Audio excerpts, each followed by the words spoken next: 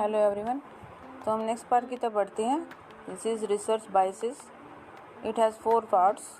One is external influences, second is personal biases, third one is observer biases, fourth is expectancy biases. Here, research biases is one of the dominant reasons for the poor validity of research outcomes. There are no hard and fast rules when it comes to research biases, and this simply means that it can happen at any time. If you do not pay adequate attention, the spontaneity of research biases means you must take care to understand what it is and be able to identify its feature and ultimately avoid or reduce its occurrence to the barest minimum. देखिए biases होता क्या है? Biases means पक्षपात, partiality, discrimination. Research के दौरान जो challenge आता है सभी स्कॉलर्स को, वो है रिसर्च बायसेस का। बायसेस एक मतलब कोई समस्या नहीं है, अगर इसको अलर्ट रह के देखा जाए तो इसको अवॉइड किया जा सकता है। कि हम जहाँ रहते हैं वहाँ का हम पर कंप्लीट इम्पैक्ट पड़ता है, पूरा प्रभाव पड़ता है, चाहे वो हमारे विचार, हमारी सोच, हमारा रहन सहन, हमारा पहनावा, सब पे इम्पैक्ट पड़ता है। वहीं से हमारी विचारधारा बनती है। फॉर एग्ज़ाम्पल, हम ऐसे माहौल में रहते हैं जहाँ बॉयज़ को डोमेस्टिक कोर्स करना एक नेगेटिव पॉइंट है।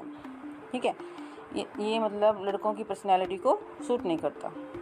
ये अगर लड़के घर का काम करेंगे तो वो ठीक नहीं माना जाता। या फिर गर्ल्स कांट राइड और ड्राइव और कांट गो आउटसाइड अलोन, अगर इस माहौल में रहा जा रहा है तो ये दोनों ही जो पॉइंट हैं वो एक विचारधारा क्रिएट करेंगे। जो कहीं भी अगर मान लीजिए इस तरह का कोई टॉपिक होगा तो अगर किसी की इस तरह की विचारधारा है तो वो उसके टॉपिक को इम्पैक्ट करेगी। अगर उसने अलर्ट नहीं रखा, अगर उसने अलर्ट होके अपनी जो सोच है उसको एक साइड करके और उस पर प्रॉपर स्टडी पे काम नहीं किया तो, क्योंकि उसकी विचारधारा ओबियसली रिसर्च स्टडी को इफ़ेक्ट करेगी। तो यहाँ पे हम आगे बात करते हैं। जैसे फर्स्ट वन इज़ एक्सटर्नल बायस।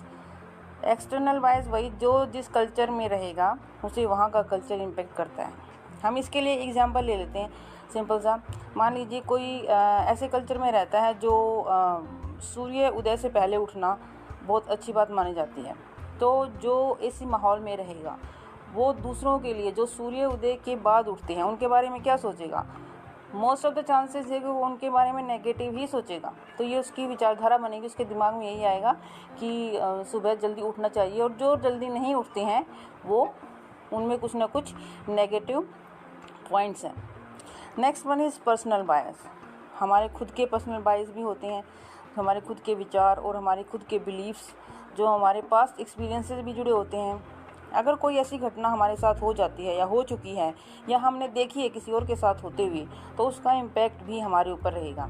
इसका भी एक सिंपल से एग्जांपल ले लेते हैं। एग्जांपल्स हम सिंपल ही रखेंगे डेली लाइफ के, बट आप इससे कनेक्ट कर सकते हैं किसी भी तरह से। जैसे कि मान लीजिए कि किसी ने बचपन में गन्ने का रस पिया हो और उसको यूरिन इन्फेक्शन हो जाता है और डॉक्टर भी ये कंफर्म कर देता है कि भाई आपको इन्फेक्शन इसीलिए हुआ है क्योंकि आपने गन्ने का रस पिया है। तो अब ये जो घटना हुई है उसके साथ, ये उसको मोस्टली ताउम्र याद रहेगी। या बड़ा होने के बाद भी अगर उसको कोई बोलेगा कि चलिए अभी आज गन्ने का रस पीते हैं तो उसके माइंड में ये आएगा कि नहीं, मुझे इससे इन्फेक्शन हो जाता है। क्यों? क्योंकि उसके साथ ऑलरेडी ऐसा हो चुका है, वो उस चीज़ को अपने ऊपर झेल चुका है।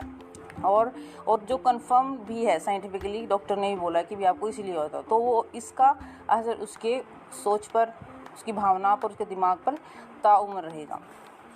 नेक्स्ट है ऑब्जर्वर बायस। देखिए कुछ एक्सपीरियंस हमारे साथ ऐसे हो जाते हैं लाइफ में जो अच्छे भी होते हैं और बुरे भी होते हैं। किसी का अच्छा इम्पैक्ट आता है, किसी का नेगेटिव आता है। यहाँ पे हम एग्जांपल ले लेते हैं। जैसे कि हमारे जो कल्चर है किसी में मतलब जो बॉयज़ को ज़्यादा इम्पोर्टेंस दी जाती है, ठीक है, बट कुछ घरों में गर्ल्स को ज़्यादा इम्पोर्टेंस दी जाती है। तो इन दोनों का ही इम्पैक्ट आएगा। गर्ल्स के माइंड पे अलग आएगा, बॉयज़ के माइंड पे अलग आएगा। बट कुछ ऐसे होते हैं कि दोनों में सेम वैल्यू होती है। तो अब थर्ड व्यू भी बन रहा है उसके जो विचारधारा होगी जहाँ पे दोनों को सेम वैल्यू दी जाती है वो अलग बनेगी। तो ये हमारा जो माइंड है, हमारे जो विचारधारा है उसको बहुत इम्पेक्ट करता है, और उसको ये मतलब हमारी जो विचारधारा है उसको बहुत इम्पेक्ट होता है हमारे रहन सहन का, माहौल का, हमारे एक्सपीरियंसेस का। सो नेक्स्ट वन इज़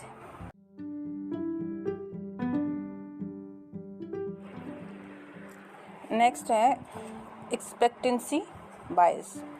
ये कई बार रिसर्च स्कॉलर्स ये उम्मीद लगा लेते हैं कि इस स्टडी का ये आउटकम आएगा, मतलब वो पहले ही मतलब बिना काम किए उम्मीद लगा लेते हैं कि मेरी रिसर्च स्टडी का आउटकम ये निकलेगा। अगर रिसर्च स्कॉलर अलर्ट नहीं रहते हैं तो वो मतलब रिसर्च करने के दौरान उनको काफ़ी प्रॉब्लम आ सकती हैं, बिकॉज़ वो अपनी धारणाओं में ही उलझे रह जाएंगे।